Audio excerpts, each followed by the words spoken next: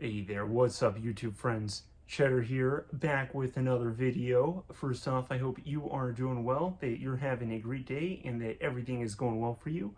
Thank you for joining me for this video. I know it's been a while since I've done a video. I've had my hands full. I am back in school trying to grow my brain, so I've just been focused on that, and I'm a little out of my movie watching pattern, but I did manage to catch a new movie with a friend recently. Shout out to my friend Devin. Go Devin. Anyway, this movie is called Caught Stealing. Caught Stealing is directed by Darren Aronofsky, who I believe also written it too. No, it's actually written from a book. I didn't know this movie was based on a book. I saw it at the end, but this movie is based on a book, so it's written by that author, who I am so sorry I do not have their name up in front of me. I don't really like researching all the credits. Sometimes I do, but that's not what my review is for, right? You can always look up who uh, made the movie. But anyway, Darren Aronofsky is the movie director, and he's most known for Requiem for a Dream. Very sad movie. Probably one of the best sad movie, one of the best movies that you'll never want to watch again. If you haven't seen it, it's worth seeing at least once, but brace yourself. He's most known for that. He's also directed The Whale, came out a couple years ago. I also saw the movie Mother.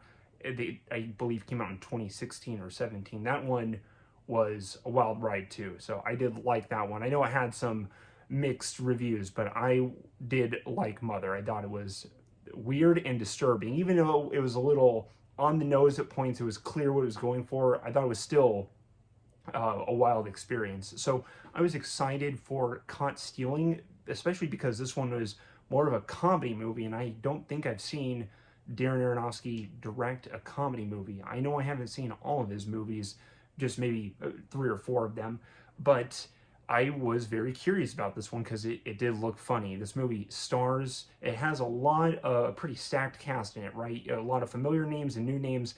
The star of the movie is Austin Butler, who this is probably my favorite Austin Butler role so far. He nails it. He's a cool main character, and uh, yeah, he was really cool. So I liked Austin Butler. Zoe Kravitz is also in this movie too, and she's good too. This movie has this is clear in the trailer too, but this movie has quite a bit of different cultures and ethnicities that are shown. And I was worried when I saw the trailer that the people and the cultures displayed were going to be caricatures. I was worried that they're just going to be kind of stereotypes. I was wondering how that was going to be handled, and I was wondering which cultures will be the villains or the good guys. And no spoilers. I don't want to have spoilers for my review, but the cultures are represented, I would say, appropriately in this movie, where it's all equal. No, not one culture is the good or the bad guy. They're all I would say equal. Okay, so I really liked that in this movie, that the cultures were just felt handled so well, where you get to kind of see tastes of these cultures, but they're a little bit caricature in a way, but it was also funny too, because this movie is both a very depressing movie and a very happy movie. It has positive vibes and positive I want to say it's like a positive message in a sea of darkness, so it is depressing and funny. I didn't think the movie was hilarious. I wasn't cracking up, but it was funny throughout the movie.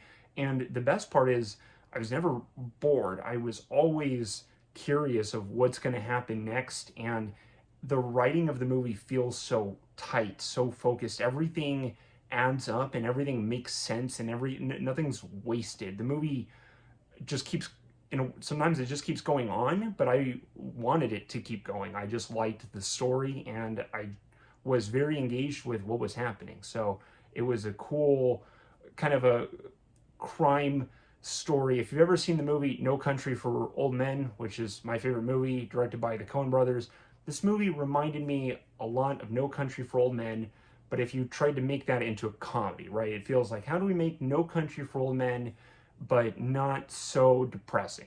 So we'll keep the depressing part, but let's give it a happy character, right? So that's how this movie felt to me. I do recommend it. I think it's worth seeing, but you don't have to go see it in the theater. You can see this one at home too, but I think it's worth going to see just in general. I don't think you should miss this one. Out of the movies I've seen this year, this is definitely my top 5 I've seen. I didn't love it, but I did really, really like it. So it was just a solid movie. The movies I would put in the same tier, I give it a B plus as far as rating my enjoyment. I put it in B plus. It's up there with this year Sinners and probably Mickey 17 are right about other movies that I liked as much as this one. My favorite movie so far this year is Weapons. Not that this is a review of any of those, but just giving you a measurement of my feel. But this movie so far is in my top 5. It's probably got a solid top 10 spot. So I know I've missed a lot of movies. I'll catch up with them, but catch up with those movies. But I do recommend you not pass up this movie. Even if you see it on streaming or VOD, this one is funny. It's a little sad. It's really funny. I think it's there's a cat that's really funny in the movie, and it's just cool. I like this movie a lot. I want to talk about it, but I don't want to talk about spoilers, right? It's just a crime comedy movie with it's got some depressing emotional trauma trauma experiences that are dealt with, and it all adds up. So I think it's super well written, even though if it's not a very complicated story. I think everything works, and it works well in service of itself. The movie is unapologetically itself too, and it doesn't feel like it's trying to be an archetype of a movie. It really just feels like it's telling its own story, and it's going to give you different identities and experiences of cultures while it's going through this story. So it was a fun movie. It was depressing at some points too. So but it's a good movie. So I know I'm just going to keep repeating this now because I really want to talk about the details, but I'm going to let the movie show you those details, and I just can't recommend this. I don't want to say I can't recommend it enough, but I did really like this movie. So if you haven't seen Weapons, that's the one I can't recommend enough. Okay, Weapons is like A tier, A or A plus here. So it's grown on me more and more, but I love Weapons now. So that will be all for this review. I'm gonna try and come out with more videos again here soon and build up my pattern again. I think I can figure out days and times to create the videos. And so there's some music I want to talk about. I haven't talked about music much this year, so I want to talk about some music I've been going through and some more movies too. So yep, stay tuned for that. I hope everything is going well for you. I appreciate you listening to my video. I hope you have a great day. Cheddar out. See you next time. Goodbye.